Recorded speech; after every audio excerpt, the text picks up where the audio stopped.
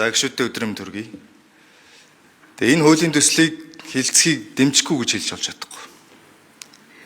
Энэ хуулийн төслийг хилцэх эрхгүй гэж хэлнэ. Монголын парламент, Монгол улсын их хурлын гишүүд.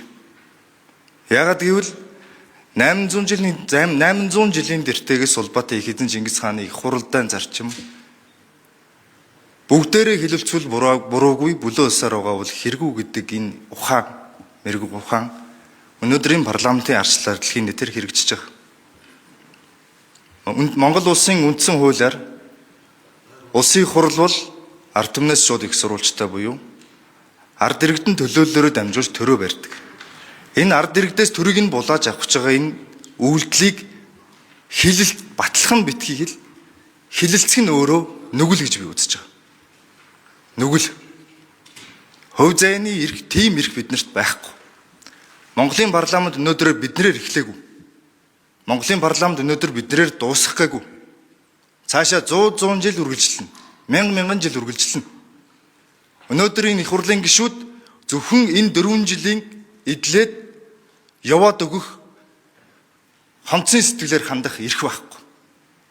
Дараагийн парламентын гишүүдтэй бид нар бүрэн бүтэн парламентыг бүрэн бүтэн үндсэн хуулийн засаглалыг хүлээлгэж өгөх үүрэгтэй. Тийм учраас би их хурлын гишүүдээсээ уриалж бас гуйж байгаа. Өнөөдөр ёс зүйн асуудал ярьж байгаа. Олон нийт ёс зүй шаардж байна гинэ. Олон нийт авилга хулгайчтайгаа хариуцлага тооцох шаардж байгаа.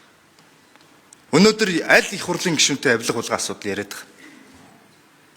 Энэ сайд нар чинь 100 саяын Америк долларын хулгай асуудал одоо хүртэл яриад байгаа шүү дээ. Нэгээрээ бие нэгэ сайд нар. Энэ хүмүүс яасан бэ?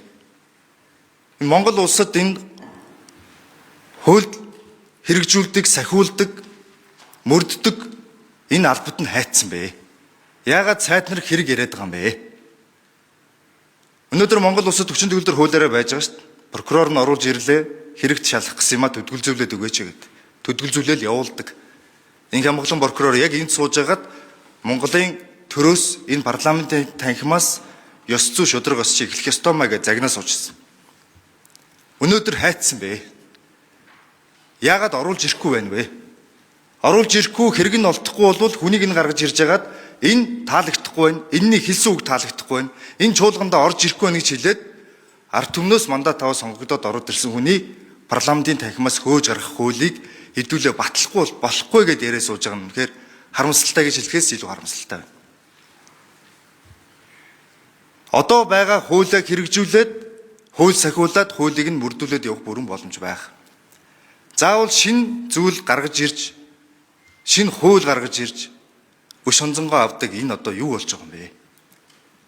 Хэдхэн хүн зориулаад, хэдхэн хүнийг энэ парламентын танхимаас ямар нэгэн шалтгаанаар хөөж гаргахын тулд хууль өргөн бариад тэрийг нь хилцээ сууж ин гэдэг үнэхээр гутамжтай санагдчих.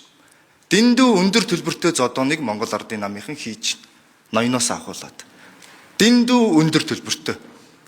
Энэ төлбөрийг дараагийн үеийн парламентын гишүүд төлж дийлэхгүй шүү. Монгол улс төлж дийлэхгүй шүү. Монгол улсын тусгаар тогтнол энэ төлбөрийг чинь төлж дийлэхгүй шүү.